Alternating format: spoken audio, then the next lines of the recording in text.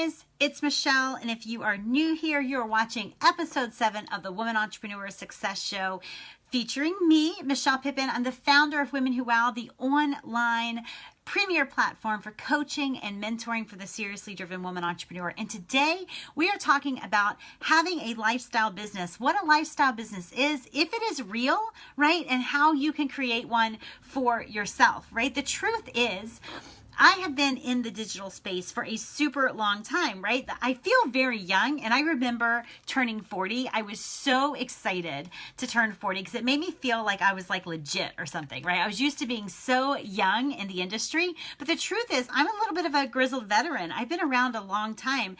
I was doing memberships before memberships were cool. My first membership, the tools that I used were a Magic Jack phone, if you remember that, and also an email, right? Those were the tools that I used to create my membership, and it was generating $10,000 a month. It was quite a successful membership back in the day. I did information products back when I was using like Audio Acrobat to record teleseminars, right, and selling those. I did group and digital products like before. If you were not in college at the time, before you could use Facebook, before Twitter, before Instagram, before live streaming, before any of that was created. So I've been around a long time. I've never built my business. I've never done actually joint ventures at all. I've never had a man or anyone else funding my business. In fact, I had to start my own business with a carefully considered investment of $50, which is actually more than I could have afforded at that time. And I also built my business while being the primary caretaker of my kids. In other words, I've never had a nanny or an au pair, not even really a babysitter, right? If I went to the OBGYN, my kids came with me. If I went to your grandmother's funeral, my kids came with me, right? That's why they were so well behaved, I think, back in the day. They're less well behaved now.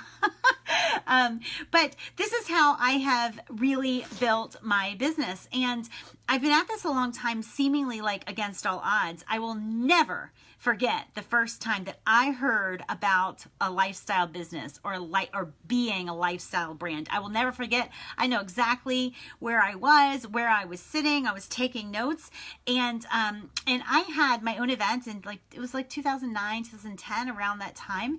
And I had this woman named Melanie Notkin, and she's also known as like the Savvy Auntie, something like that. Anyway, I had her speaking at the event, and she mentioned like what a lifestyle business was, essentially where you get to wake up and be you and get paid for who you are, right?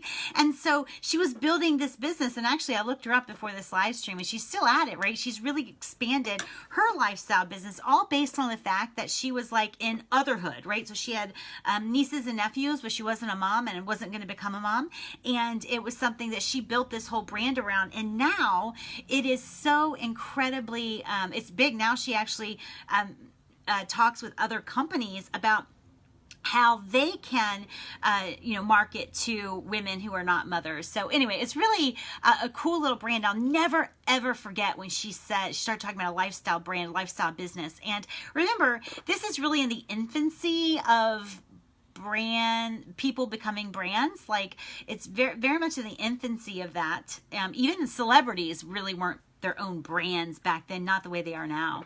And so there's quite a little bit of murkiness around it. But as soon as she talked about what a lifestyle brand was, I knew that was what I was after. I knew it like gave a name to what I wanted to create. It kind of opened my eyes, I guess, right? However, again, it was back in 2009. And so there was a lot of suspicion around this whole idea of a lifestyle brand, getting paid simply based on who you were. It was like super nebulous back then. The details were fuzzy.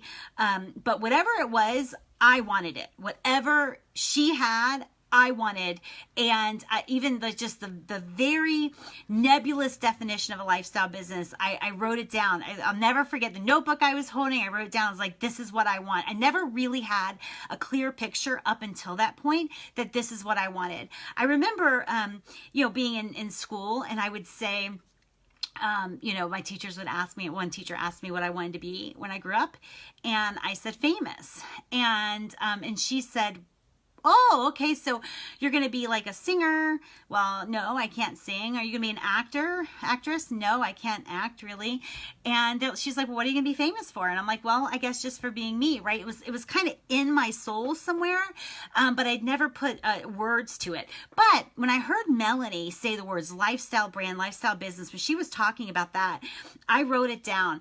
But this was back in the day. If your neighbor said they were like a millionaire blogger, like, you were pretty sure they were dealing meth on the side, right? You didn't really know anyone, but that didn't stop me, because when I started working from home, mind you, right, in 1999, 2000, when I started working from home, I didn't know anyone who worked from home. That was another industry shrouded in suspicion. I actually referred to myself as a stay-at-home, a virtual secretary, right? Because no, I didn't say that. I called myself an at-home secretary, right?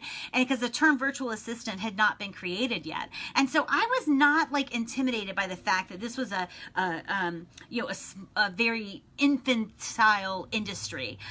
Since then, obviously, since 2009, it's matured, right? Now we hear a lot about lifestyle brands. You can go to an event every week in 2019 and learn how to be a lifestyle brand, and so, but the truth is, like in all industries, as it matures, a lot of charlatans kind of come out of the woodwork, right? Some people who know they're lying, they know that they're misrepresenting what it takes to get where you think they are.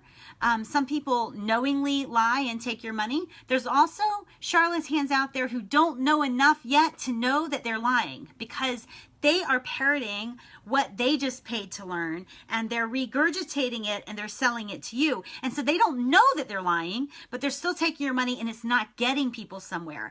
And so we're going to be talking about lifestyle business, how to build one, but also what I've learned in the years that I've been building this. So we do not have a sponsored member for this particular episode, no sponsored Women Who Wow member, and that is because this episode is going to get a tremendous amount of traffic, and I wanted to be fair about it. I didn't want one person to get all of that and the other people like, man, she should have featured me on that one. So there is no sponsored member, and likewise, there is no offer of the week for this one. It's the last episode of the Women Entrepreneur Success Show of 2018, but whenever you listen to it, you will get a lot of value bombs out of this, okay? Because this applies to your business. Today, I'm going to cover what I've learned. So the first thing that you need to know, I guess, before I get to that, the first thing you need to know is lifestyle businesses are real.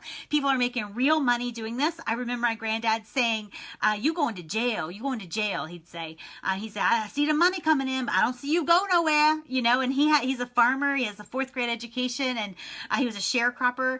And so, you know, for him, it was like wildly weird that I would have a business where money came in, and yet I didn't have to go and show up and do something for work. But the truth is, a lifestyle business is very real. It is absolutely doable, and you can do it. The problem is you cannot do it by following like the typical rules of internet marketing. If that is your approach, then you should go ahead and cut me off now, because I'm going to talk about all